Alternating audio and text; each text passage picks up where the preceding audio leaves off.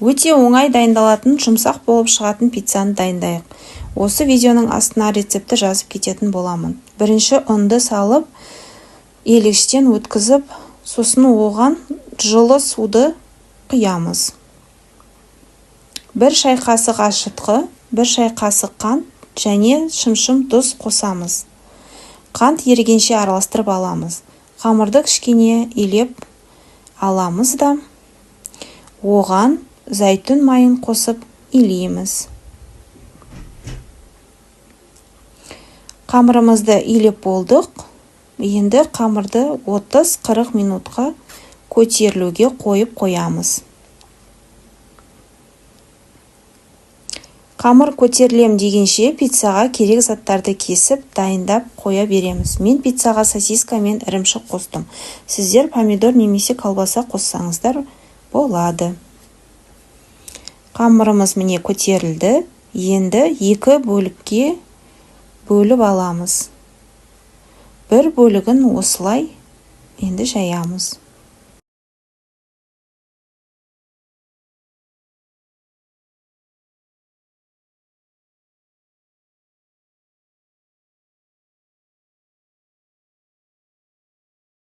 Мен жайып болдым, үстіне вилкамен тесіп шығамыз.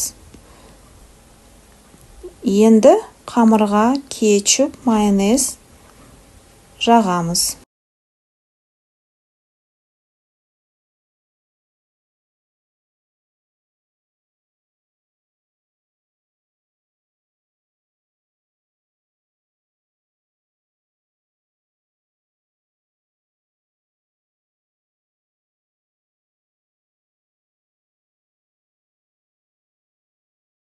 Сосын сосиска мен ірімшікті қосамыз.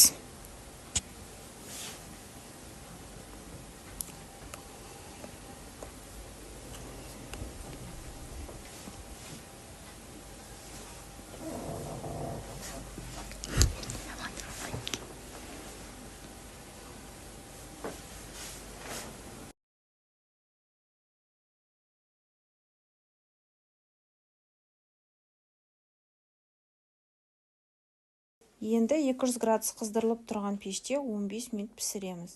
Пиццамыз дайын болды. Осылай жұмсақ болып шықты.